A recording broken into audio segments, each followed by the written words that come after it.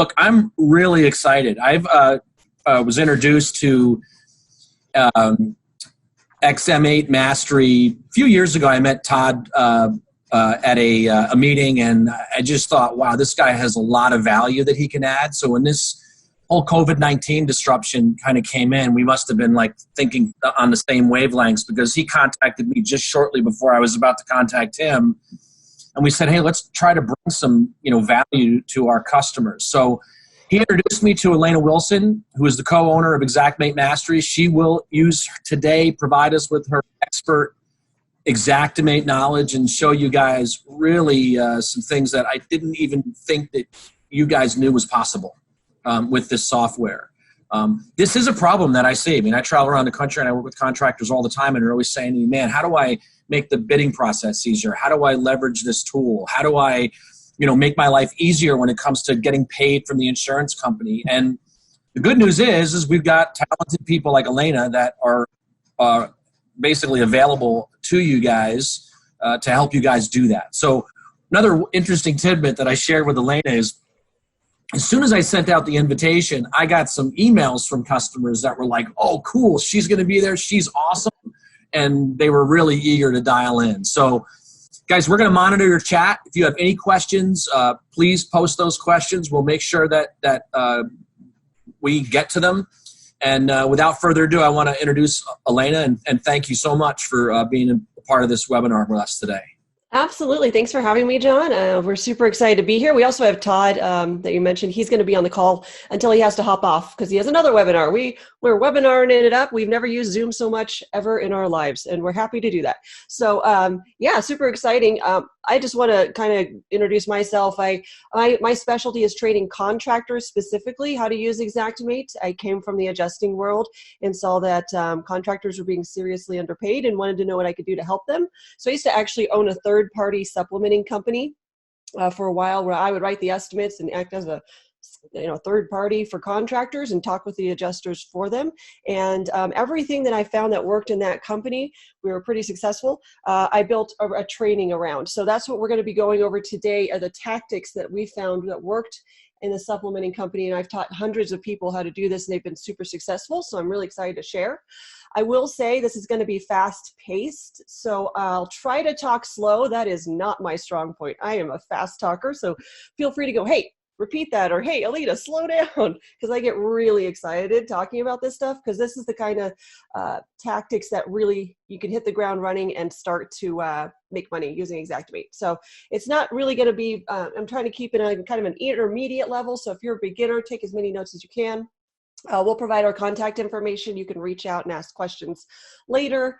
Will this be recorded, John? I don't mean to open a can of worms by asking that question, but I will probably get that question. Yes, we're definitely going to record this. We'll post this to the SRS webinar page where you guys are finding all the other recordings. And we'll also keep this just for future reference in the event that people lose the link. You can always contact us. We'll make sure you get a copy of it. Okay, cool. Just wanted to clear that all the way because I'm sure that was going to be asked about 5 times. Okay, so the other thing that I wanted to tell you, I'm taking a presentation that I normally give and kind of inserting the COVID issues that I'm seeing into that. So it's going to be a very free-flowing conversation today as far as how we're going to order this. But basically, I'm just going to jump right in and start sharing my screen, John, if that's okay.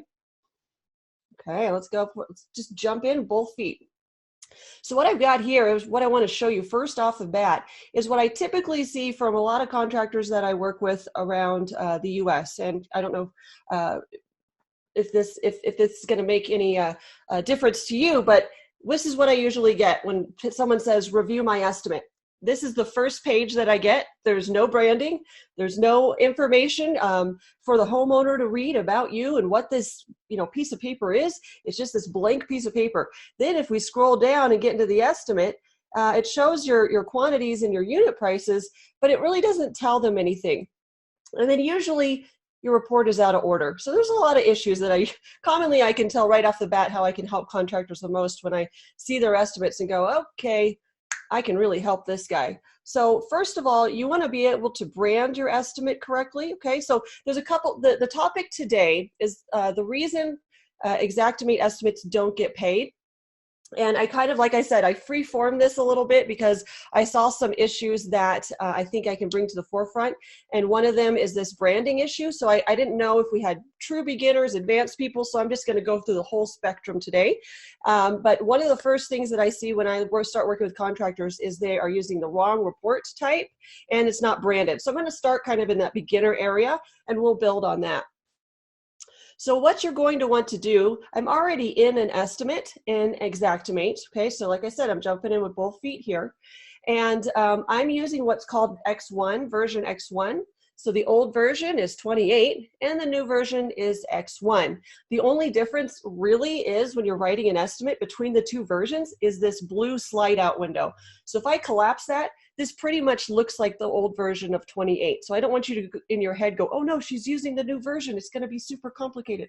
No, it's really funny with Xactware. They make a big show about, oh, we have a new version, when really they just took their old one and put a new skin on it. So it's really not all that different. So for you to start branding correctly, we'll start there. I want you to go to your parameters screen. So if you're taking notes, if you want to write down in the estimate, you're going to go to claim info and then parameters. And you're going to want to go ahead and add what's called a company header and an opening statement. Again, this may seem beginner to some of you, but I tell you, man, there's so many contractors that I review their estimates and they don't even have these basics. So your company header will add your logo, your address, and then if you're a GC, a general contractor, add your GC contractor license number in your company header. And I'll show you what that looks like in just a second. If you open that company header section, you can add one right there, super easy. You could add a logo, just pull up an image, and it's super easy to build. But definitely get that done today if you don't have that running on your Xactimate, because it'll make you look way more professional with the adjuster. Adjuster will go, okay, this guy knows what he's doing. And the homeowner, it'll look more professional to them because it'll follow what the adjuster's report looks like. Also, we have what's called an opening statement. Okay, same thing. We can add new opening statements here. I already have one built. What we advocate you do with what's called an opening statement, here, let me just pull mine up, is we introduce to the homeowner the idea of O&P. I have my GC license number up in my company header. If you're in Texas, sorry, I know you're not licensed, but for those states that have licensure, really powerful. And then I state in here, and we're going to get to this a little bit later, what Xactware's stance is on O&P. So you can inform the homeowner what's going on and why you as a general contractor should be paid O&P for your work. And I'll dive deeper into that. Don't you worry here on this call. We're going to go into that white paper. I'm going to show you how you can reflect that on your estimate. So now that I have my company header and my opening statement added, let me show you what that looks like on the report. One more step before we go to the final report here. Most contractors I see when they are first started using Xactimate, they use what's called an abbreviated report type, okay? So if you're taking notes, this is the third thing I want you to do starting today. Stop using the abbreviated report and start using this one right here. And it's a mouthful, so again, I'm a final draft with or without removal depreciation. Coming from the adjuster world and training adjusters, this is what a vast amount of insurance companies use. This is the report type. So when you use the same report type as them, it's going to look apples for apples with them. They can just match up and go, oh yeah, I know what this report looks familiar. Okay, I know what this guy is doing. And then you're not throwing a stick in the bicycle wheel by showing them this other report type that I had pulled up. As you can see here, this is atypical. This is what's called an abbreviated report type. So if we pull up that special report type that I'm talking about that most insurance companies use, and I'm saying a vast amount, there are companies that use, well, we can talk about that later. Again, I'm trying to keep this a little bit on the beginner level at the beginning here of our call. If we look at that there, now you can see that I'm branded. I've got my Big Bear Construction. I've got my GC license. Cool. They're right up front. The homeowner can see that I'm a licensed general contractor. And then using that opening statement, I tell them, as a general contractor, Big Bear is required to handle all of these processes, and I have overhead that I'm incurring. And then I copy and paste from the O&P white paper here to introduce that thought to the homeowner. Does the adjuster usually read this? No, they're blowing and going, they're busy, but this helps me with the homeowner in that discussion. Then when you run the that report type that I talked about, this is what an adjuster report usually looks like. You have your quantity, unit price, tax, RCV. If I had added O&P to this estimate, it would have an O&P column here, and so on and so forth. This is what the adjuster is used to looking at. Okay. Now I didn't resequence my line numbers. That's another problem. I can see we're out of order here. There is a button to do that. Just one more beginner thought. Resequence your line numbers when you want to set that up, or click that right there before you run your report, and then you can see on the report when I go in, my line numbers will be resequenced. So now we look good. Okay, we're branded, we've got our opening statement, and we're resequenced. Everything looks great. So we have some questions coming in. Is there anything that we're needing to answer here? Yeah. Todd's answering the questions as we go. Cool. Yeah, so I'm using the desktop. Alena, I was muted. The question is, are you using Xactimate app? I thought he said this is only available on Internet Explorer. Sure, absolutely. So I'm using what's called the desktop version. I do not have to be connected to the internet to use this version. You can call Xactware Sales. I'll put that just if anybody's interested. We don't work for Xactware. We're totally separate. I have my own training company, but I do know a lot about them because I live 8 miles north of where their main office is. So if you want to talk to them about the different versions that are available, let me put this here in the chat for you. Maybe. There we go. Yeah, so if it's 800-424, some people can't see the chat, 800-424-9228. Desktop version is the fastest, and that's why I use it. Online's great. If you're gonna, let's say I wanted to go write an estimate and I can stop by the library and they have a computer. The online version's great for that because I can access Xactimate from anywhere just using the Internet Explorer browser. But I carry my laptop with me everywhere. It's like an extension of my arm. So I carry this, and then I don't have to be hooked up to Wi-Fi with the desktop version because it's installed on my computer. Now there's also, and dang it, my iPad is upstairs. There's also a third version called the mobile version.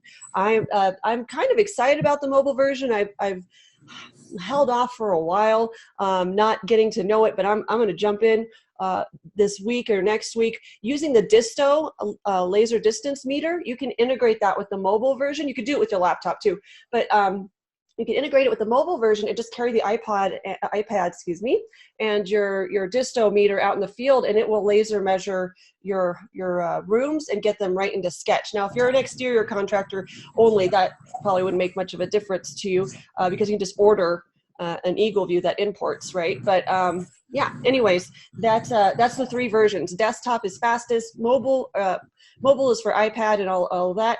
And then the third version is the online, which you can access through Internet Explorer. And I'll leave it at that. Yeah, great question. All right. And then also, John, what I've learned is that there's 2 sections. There's chat, and this is for Todd too, and there's a Q&A section on these. Yeah. So we've got another. Yeah, it's better if everybody just writes their question in the Q&A rather than us having to go in the chat, because people can't see the question that you're posing to the panelists. So, right.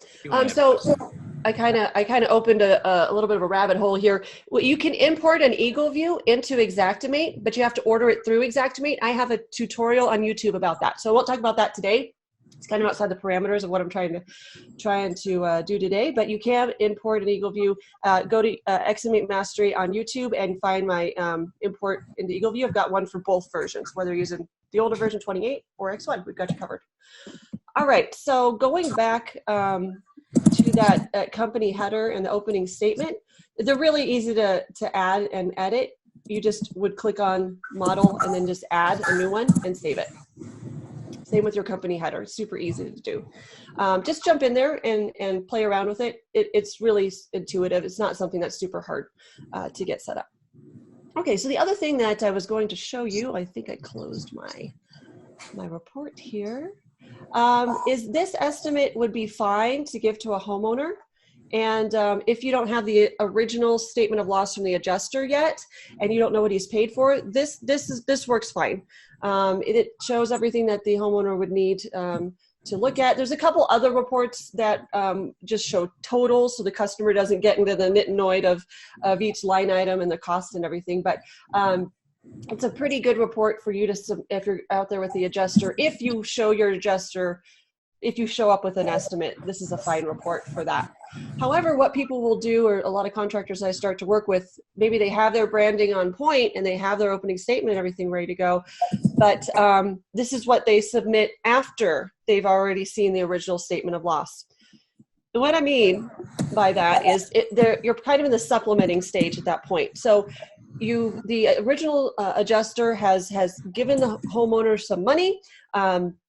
You find that his estimate was short, and now you need to go back and say, Mr. Adjuster or Mr. Homeowner, your adjuster did not pay what he should, and I need you to take this estimate and give it to him. Or if you're dealing with the adjuster yourself, which a lot of us commonly do to kind of, not have the homeowner waste their time, we step in and submit the estimate directly to the adjuster. You'll send something like this, perhaps. And I find that this is where people start to leave money on the table, okay? So we're going to get into that more intermediate aspect of this call. I advocate, I actually have a slideshow for this. This is where my handy-dandy slideshow, here we go. What we see commonly out in the field, it's presented by me today and not Todd, but you get the idea. You can write the perfect estimate, but it doesn't mean your line items are going to get paid. And that's going from, I'm talking more in the supplemental stage at this point. So the adjuster's already released funds and he's like, that's it, that's all I'm going to pay. And you guys say, well, you're about $8,000 short. So let's talk about this. So you'll submit one of those estimates that we just looked at. And what I find with that is that you're missing the key aspect. So the number one mistake I say when people are using Xactimate is they do not send any documentation. Zero. They just submit their estimate and say, well, just going to wait for the adjuster to send me a check because I sent in my estimate. That's not the way it works. Okay, so you need to provide documentation to that adjuster. I come from training adjusters, remember, and they have a supervisor breathing down their neck. Todd comes from the adjusting world. He was a staff adjuster, right? You're a staff adjuster, Todd, not desk. Right. Yeah, I work for AAA Insurance as a staff adjuster. And so if you had to write what 2.3 claims a day, what they require? Yeah, that's for daily claims. So around town, that consisted mainly of 90% water losses. And so, yeah, I had to complete 2.3 a day is right. So there you go. The adjuster is pressured. He's got to write a set amount of claims per day or else he's going to lose his job. He's got a supervisor demanding that he keeps up his workload, and he doesn't want to deal with your supplements, just to be honest. So if we provide him all of the documentation where it's like, oh, I did miss that. Oh, yeah. Oh, I'm sorry. Yeah. Oh, that's required. Oh, it helps the adjuster write the check and prove to the supervisor why he's having to supplement that. And then you can help him close his file more quickly because you've got everything documented for him. And that's right at the end of the day, that's what an adjuster wants to do. Close the file and get it off his desk. Right, Todd? As much as possible. Yes, because there's metrics involved. So that 2.3 in my area where everybody has basements ended up being 4.6, and then I've got 5 hours of driving time sometimes in between assignments. So it's totally unrealistic. They wanted me to print a check in the field after I completed my estimate. So totally unrealistic, and that's the pressure that the adjusters are on out there. Right. Yeah, exactly. So make it as easy as you can with your adjuster, be as friendly as possible with your estimate, and it'll help him at the end of the day get to close your file too. So we have set up a system of documentation. So we're going to talk today about why code is king. So not only the international residential code, but also your manufacturer's specifications. So if you have a certain shingle manufacturer that you use, they have specific specifications of how to install that roof. So if the adjuster leaves out some of the labor material, the roof is no longer whole. And so providing that documentation is huge in getting line items paid. Secondly, higher authority.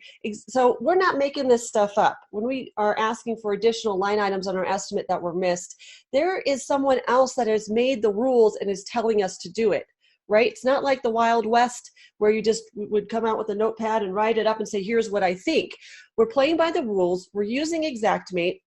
And Xactimate has their own published boundaries of when O&P should be paid, why prices should be changed. We'll get into some of the specifics here in the slideshow, but there's someone else that made this software. I didn't come up with this, and that's why we use it, to be honest, is so we have a higher authority that says, this is the parameters, here's how, when you add O&P, here's when you add these line items, and it's a beautiful thing. So if you can start to learn more about what I'll just show you. Don't worry. I got you covered here in the slideshow.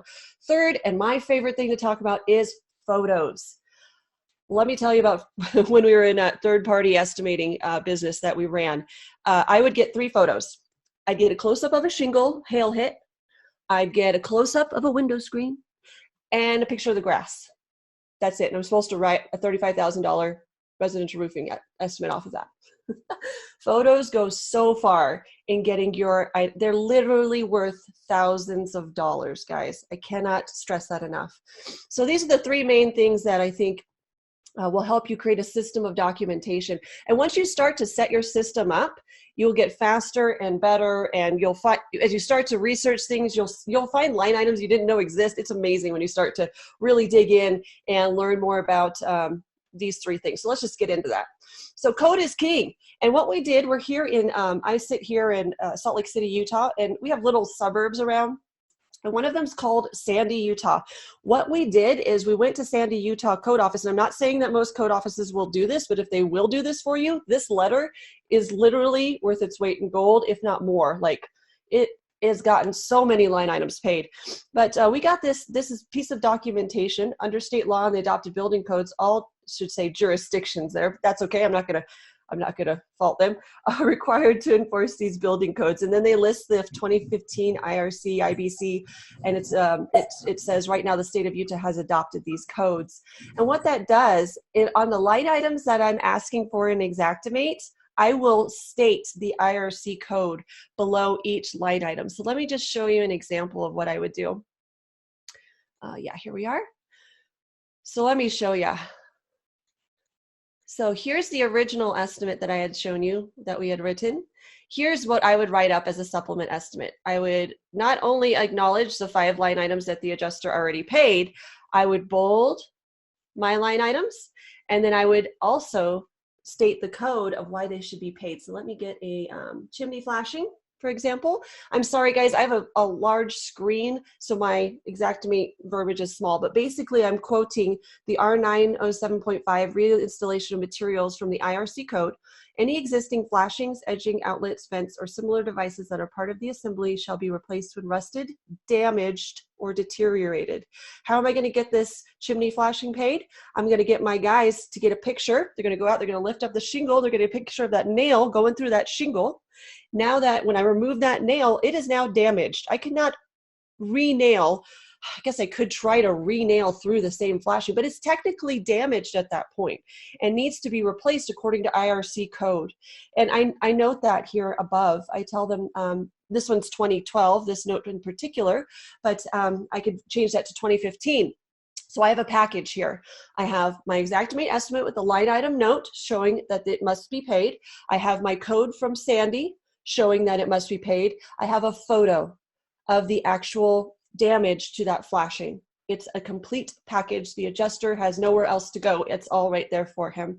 And that's the way that I recommend you making it. Just tie a little bow on it and just, man, it's all there, right? So we do that with each of our line items there, and that's how we submit the estimate, and then of course include the photo. Now I'll talk more on photos here in just a second. Let me get back into my slideshow here. All right, so that's something that if you can get it in writing, it's a beautiful thing. And you can email your code office and say, hey, what code for the area? And don't say, I'm a local contractor and I want to beat the adjuster. So will you send, don't go about it that way. Go about it, say, if I were to pull a permit, what code would I have to adhere to? Just something in writing like that will work.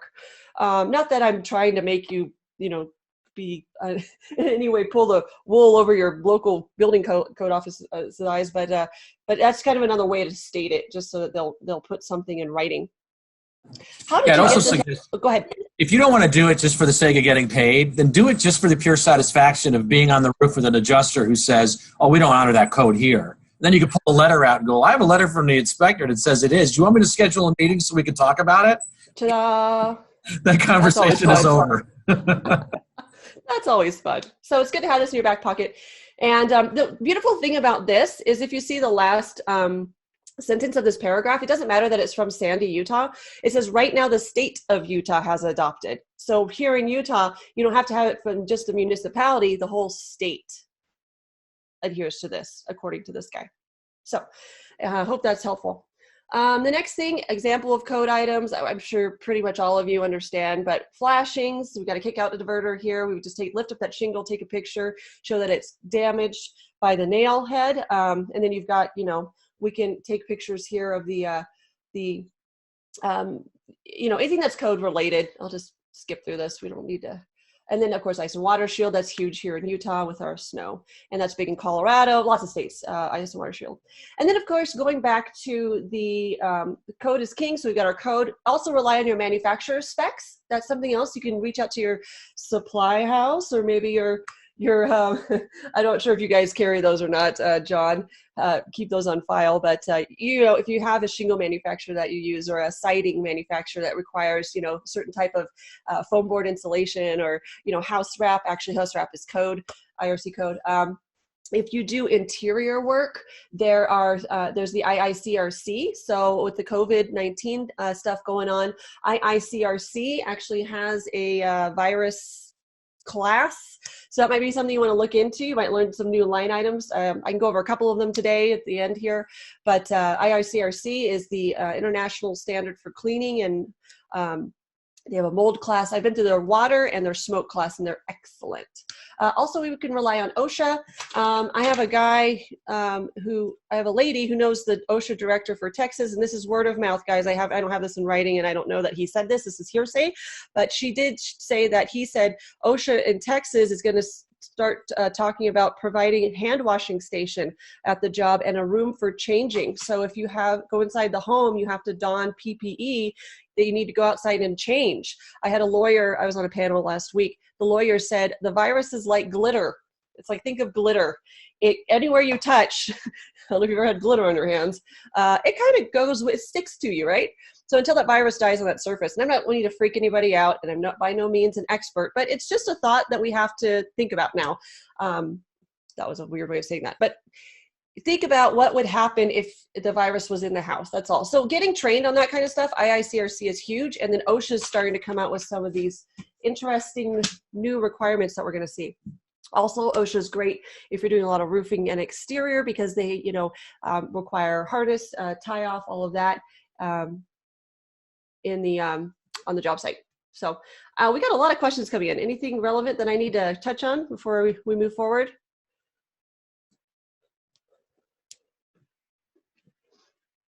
Oh, sorry, John, we can't hear it. There you go. That's okay. I think we're getting into some of the nitty gritty on how do we, maybe argue some of these claims. One question came up in Jersey. They're not required to pull permits. Or, can they still fight for the inclusion of some of these line items? They're required. Yeah. So I don't know why pulling, at the end of the day, that might be a better manufacturer spec. I can't warrant this roof. They had a warrantable roof before we started the work. Why are we not having a warrantable roof afterwards? So that's a like, kind, and quality issue you can go at if you're in New Jersey there, if that makes sense. So maybe you can rely more heavily on your manufacturer specs. But just including this, I find that nobody even talks about it with the adjuster, But they, again, like, kind, and quality, they didn't have, and if they don't have a code upgrade on their policy, to be honest, then you kind of are, don't really have anywhere else to go with that because code upgrade, they just have a cheap policy. Sorry, your homeowner had bought a cheap policy and it's unfortunate. But yeah, relying on some of those kinds of things as workarounds, just know your manufacturer specs inside and out, and it's worth getting to know. Anything else I need to touch on? I know specific line items, but I can go all day about getting ridge and starter and all that pay. I just want a higher level. You guys thinking about how you can back up your estimate. That's really what this part of it is all about. All right. Oh, sorry, we can't hear you, John.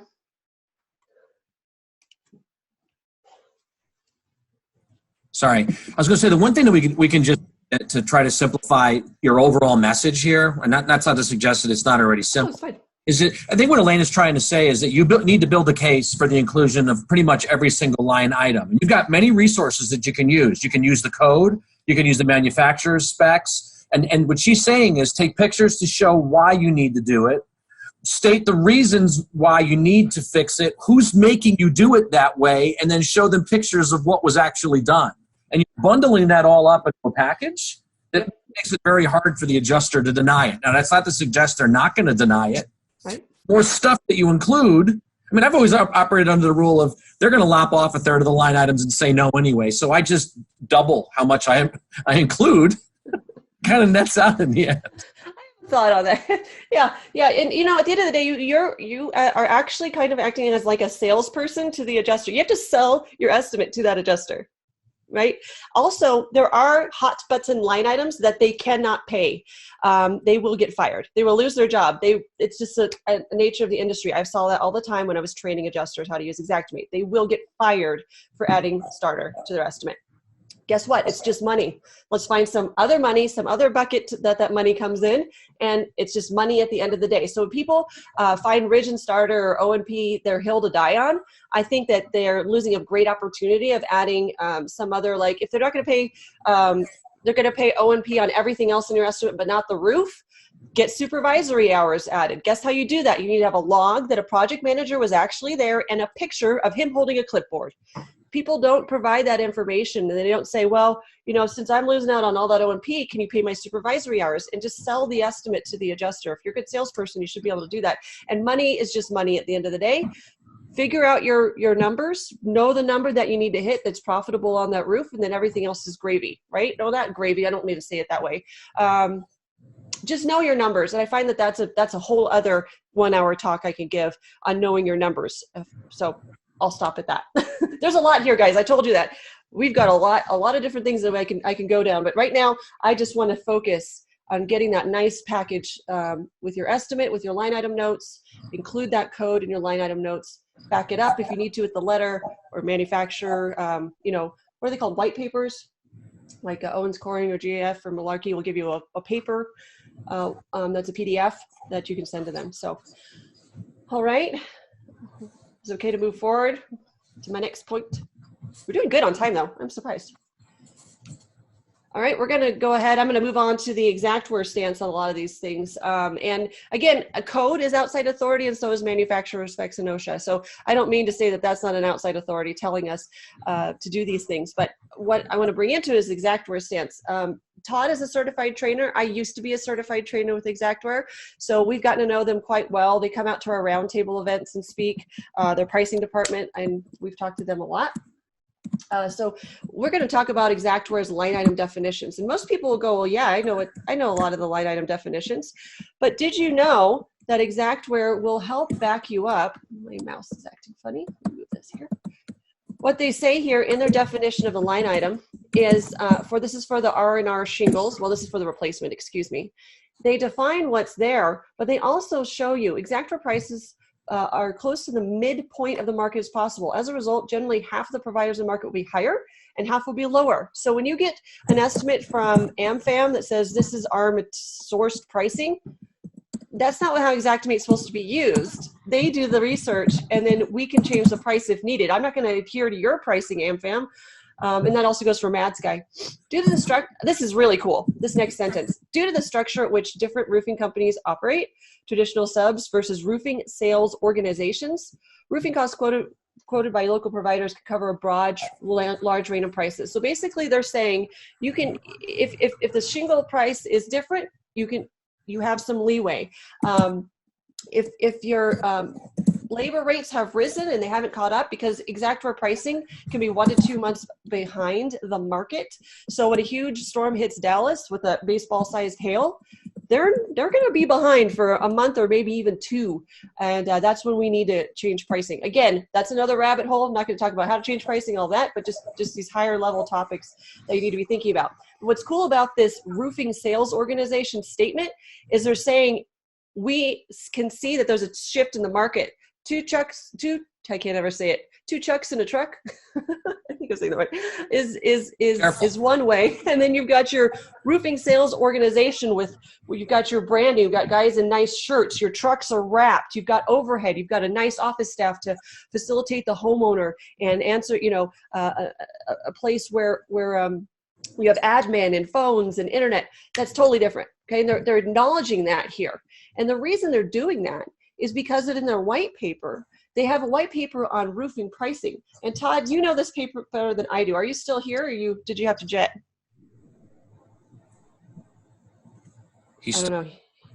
He might be having a snack. Anyways, it's his second paragraph that's interesting. This is what's called the roof pricing white paper from Xactware. You can find it on their website at what's called the e-service center. Again, lots of information I'm going to throw at you, but here I'm going to put the link to the site where you can find what's called the roof pricing white paper. eservice.xactware.com. Anyone who has an Xactimate login, you can go log in there. It's like their tech support, but they also have an FAQ. They have an answer center where you can find the roof pricing paper, and that's what this is. So you can also email me, and I can just send them the document if they want it. Oh, I can forward that to you. Yeah, I have it as well. But oh, you have it as well. Yeah. Awesome. Okay. We'll just double team them. That's all.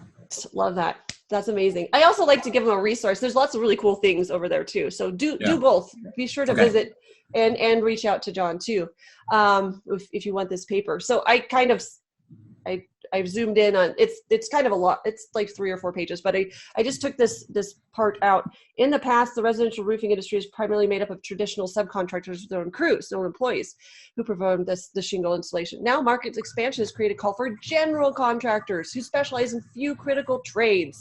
Okay, so what this does is opens the door for O&P with the adjuster. And I only provide this information to the adjuster when we come up against that. If he's having a problem with paying O&P, I don't just slap this on every estimate or include it as an attachment to every email.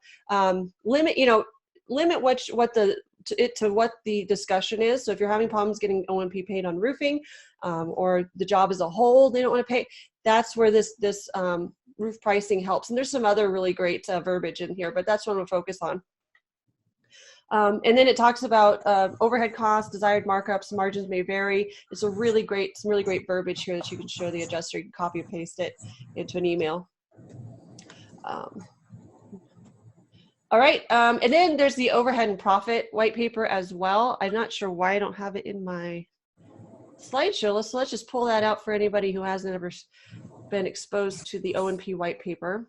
Do you have that one as well, John? Which one is that? O&P white paper from Xactware. Let me just. Oh, yeah. That's the one I have. Yep. Okay. So on this white paper, I don't want to spend too much time on this because you can read through it yourself, but it's there what is and isn't included. And what I did is, well, let me just read this to you. When Xactware performs market research on unit prices, those surveyed are asked to not include expenses that would be included in overhead and profit. So when they do their market research and they're calling contractors or supply houses, they will say do not include, or they'll say it in a way, give us a subcontractor pricing. That's what's in Xactimate line items. All of these line items that you see here are for subs. All this, this is the labor that you see on a line item. Right here, your retail labor and some market conditions. They're saying that's the subs.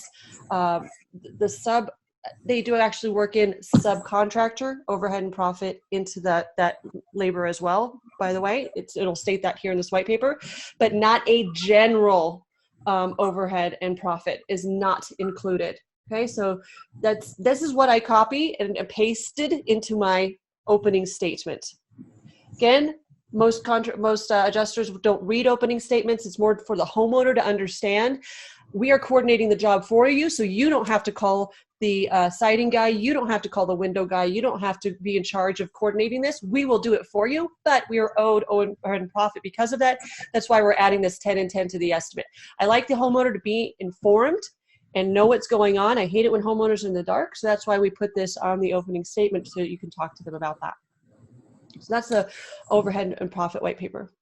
Hey, Alena, I have a question. Do you ever see contractors that are actually asking, like, I know some people have a letter that they present to the homeowner that the home ends on their behalf that says, I want my contractor to get O&P because these are all the services that they're providing. Yes. Saving me as a consumer from having to coordinate trades and exactly billing and love that. So that can go in conjunction with this. So what you can do is create a letter like John was saying, and that should be part of your sales presentation. In my opinion, you should get that signed upon, when you're getting everything else signed.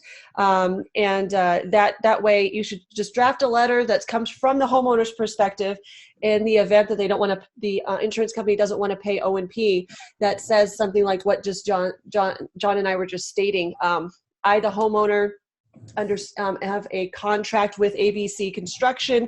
They are my contractor of choice. I should not have to be responsible, yada, yada, yada, yada.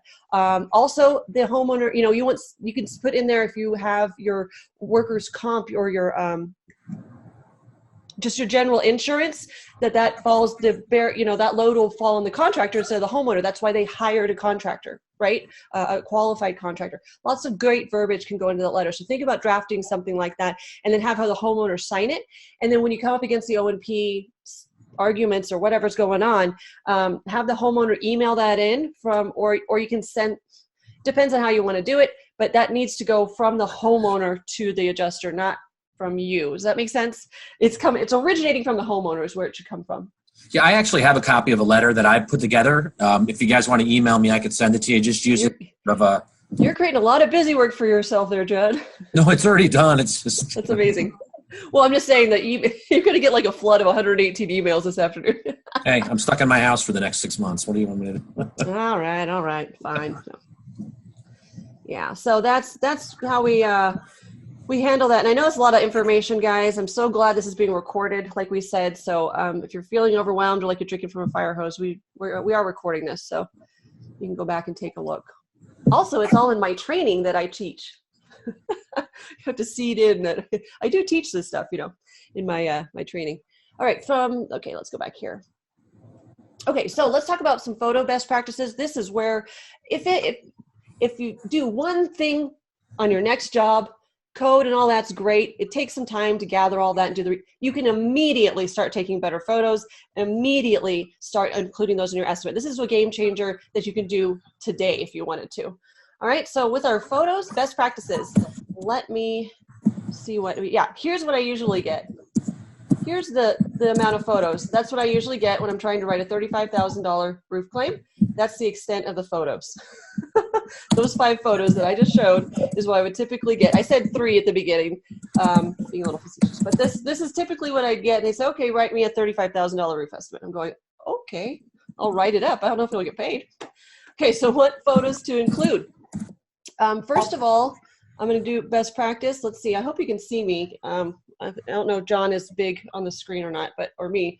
But if you're going to take your photos with a phone or a mobile device, take them landscape. Do not take them this way. In Xactimate, you take the photos this way, it'll make them smaller.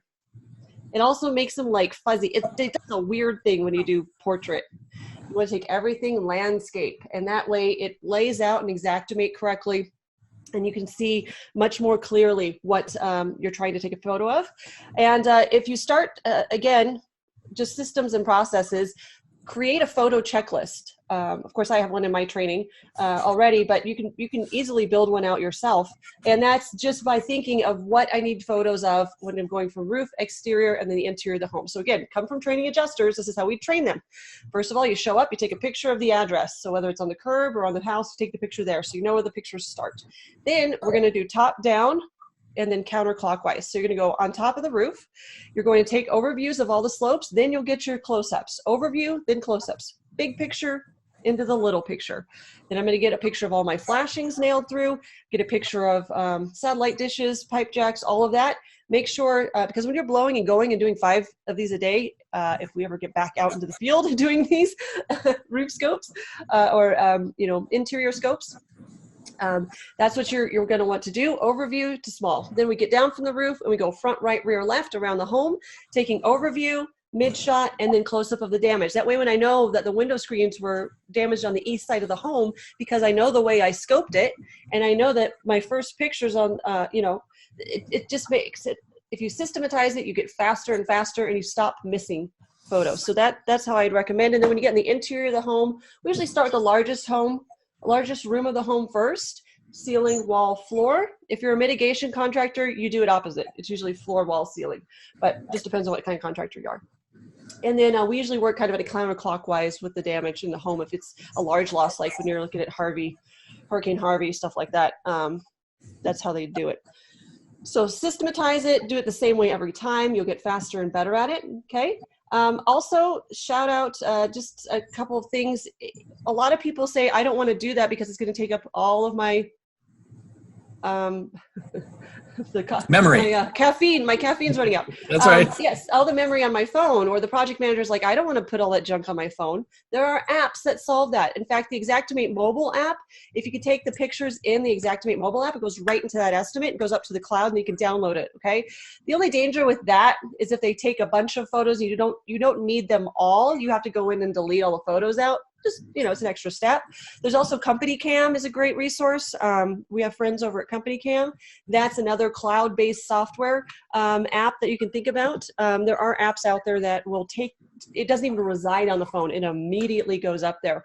Or if they don't you're out in a rural area where there's no service, it'll hold them on the phone and then send them up when you have service. So that's pretty cool. Let's get back to the slideshow here. I didn't share my screen. That's important. Hey guys, I'm just going to throw this out there. I could see all the chats. John, send me the letter, send me the letter, send me the letter. My email address is jderosa@srsdistribution.com. Email me and I'll send it to you. For me to go through the chat and then have to correspond your name to the email registration, you make me nuts. Not that you're not, but Lord, it'd make my life a lot easier. Just send it to jderosa@srsdistribution.com. J. DeRosa. No dots or anything? No. I hope not. jderosa@srsdistribution.com. Okay, cool. Yeah, that'll make your life a lot easier. For sure. And yeah, we talked about quite a few things. So we've got the O&P white paper and then that homeowner letter. Mm-hmm. And you can reach out to John by his email address so he doesn't forget about you. Okay, so what to include? That's kind of what I just went over. You want to include the photos that will get the line item paid. I recommend you take a baseline of 50 photos for a roofing job. I'm gonna put that out there. That's what I would require if I was going to work with you today on writing your estimates, which I don't do anymore, so please don't request that. But when I did work with contractors and wrote their estimates for them, I required 50 photos minimum, and I have a whole list of what I would need from them. So it's not like I just say, give me 50 photos. I have a list and a reason why. But then you want to include in your estimate only the photos that are pertinent to getting those line items paid that were left off the original statements of loss. Okay, so I don't want you throwing 50 photos at the adjuster either, because then it makes the file size large and some insurance companies' inboxes can't handle that file size of your PDF that's going to come out. Also, it just makes it's extraneous information when we're talking about working with the adjuster, so you can get his 2 claims a day closed or handled. Yeah, so just that's kind of a no-brainer, but you would, when I say you get no photos, then I tell you to get photos, sometimes it goes the opposite direction. We don't want to overwhelm the adjuster, and it's just good to include what's needed there. Let's see, my mouse is acting funny. There we go. How do you get all the photos you need? You get a checklist, and make sure that you have, here's a version that we came up with. You'll see not only is the checklist on the middle is my counts of everything. Also shingle details, what brand, material color. This is the one that I offer in my training. Feel free to, if you want to screenshot and recreate it, I don't care, that's fine. But this is already built into our training. And then my photo checklist is over to the right. So these are all the photos that I would want from a contractor as an example. All right. Yeah, so that's how you do it. You build a checklist, you build a system, you do it the same way every single time, and then your guys will get faster, you'll get faster, and that's it. That's all I have. Now, let me not do quick. Well, you tell me, John. We have what, 10 minutes left? Yep, I guess. Well, I don't know. I can talk for the next 3 hours. I mean, I have lots to talk about. I actually need to get on another one in about 10 minutes, or else I would say people who want to hang out, they can hang out. Okay, so I have a question for you. I can either do live Q&A for the next 10 minutes, or I can talk about COVID-related issues. Or should I have not thrown that out there? Now everybody's going to want. I think we're just going to get bombarded with questions. Please tell everyone about the waste factoring tool. John Drury wants us to. You mean in Sketch, how to auto calculate the waste?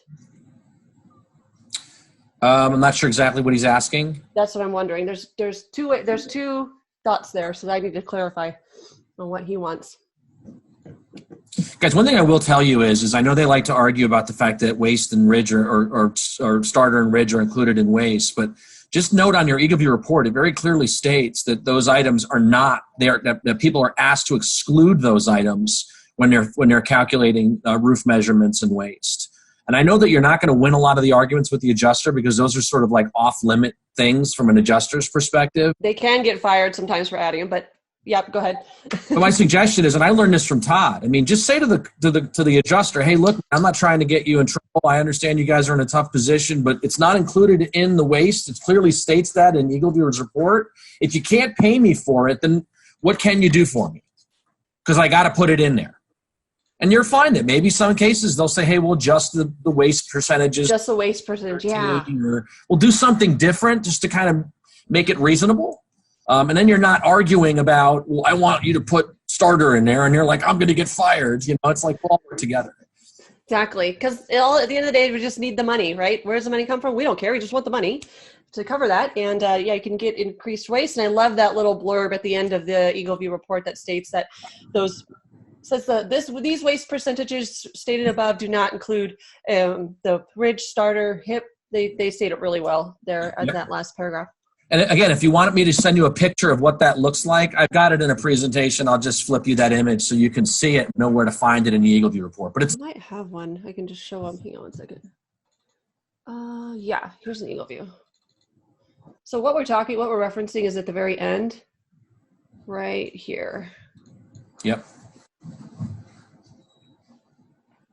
Right there. That's gold. Copy that and put it on your ridge or starter line item. So they could say, I'm using an EagleView report. Here's what they state. And then you can show them your EagleView. Yep. The other thing I wanted to show was on that eservice.exactware.com site that I posted earlier, there's an FAQ section. And this is one of the FAQs, frequently asked question. What is included in the composition shingle roof line items? Do they include? This is a question on their site, and this is their stance. They do not include any assumptions for hip ridge cap shingles. This is on their website. See these line items. There you go. Or it's also possible for estimators to choose to account for these things by an increased waste percentage. They cover that. So I actually screenshotted it, and I will send this to an adjuster if I had to. I could share this with him as well. So there's several different angles on that one that you can take. I also recommend that you have a waste calculator and calculate the waste and show them mathematically how the math doesn't work. And Jean brings up a really good point. She says, all this does depend on the adjuster. Some you win, some you lose. Yes. And guys, I mean, you got to realize, and I think what Elena's the point that she's trying to make with everybody is you need to just load your gun with as many bullets as possible to make the case. And in many cases, you're going to win. And in some cases, you're going to lose. And hopefully we all net out in the end where you're doing okay. But you've got to be able to build that case. You've got to know how to win some of these arguments. And then, with those photos, I like that there's a guy out there that says, document it like a crime scene. I thought that was a really good way of putting it. You're just building, and I kind of felt like I was a little detective when I had my third-party supplementing business, because it's like, ooh, we found that. Oh, we found that. Now, how do we get it paid? And again, you just have to sell that to the adjuster, and yep, you get it.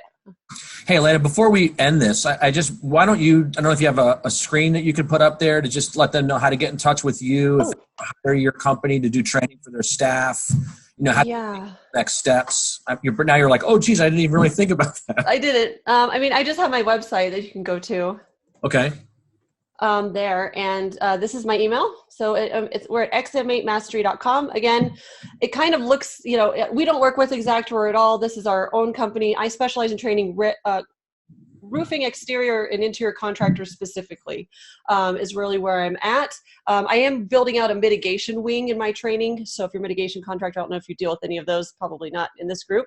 But yeah, that's my focus. So I'm not here to teach you how to use Xactimate. Anybody can teach you a how-to. I want to teach you how to use it as a tool to get paid what you're worth. That's my job. Figure out these issues and attack them and keep current and relevant. So that's what I'm all about. You can go to XM8Mastery.com. Here is our 800 number, and then there's my personal email if you want to reach out. Yeah. And I will just say one final thing about what Alena just said. I don't know anything about using Xactimate, but everything I know about how to get paid is stuff that I learned from Alena's company. So amazing. Her point about it's not just a tool, anybody can teach you how to use a computer program. They're going to go a lot farther than that. I mean, they're going to talk to you about how to think like the adjuster, how to get in the adjuster's mind, how to know why they're doing what they're doing, and then what you need to do with the software to put you in the best position to be successful. So I can't endorse these guys enough. They're an awesome company. They're extremely customer oriented, and they know what they're talking about. So thanks, John. I really appreciate that. That's amazing. No doubt. And Todd and I have been trying to figure out how we can hook up and do this. We got another one scheduled, I think, next week. Same time, same bat channel. Okay. Different topic though. What was next week's topic? Let me check. I think next week's topic was how to cut time in half. Yes. Oh, that's my other favorite topic besides this one. Yep. Yes. That was why I gave that to you. Yep. So next week I'll be talking about how to write an estimate quickly and easily and not spin your wheels. And it's going to be a lot of fun. Great. All right, guys, I got to end this because I have to jump on another call, and I think we're about 15 minutes over as it is. Alena, thanks so much for involved. Guys, hopefully we'll see you next week. If you have any questions, email me, email Alena. We're here to help, and we want you guys to, take your business to an even higher level. So. Yep, I appreciate everybody that was here today. Thanks so much for watching. Stay safe and healthy out there, and hope to see you maybe next week. Great. Thank you. Take care. Bye.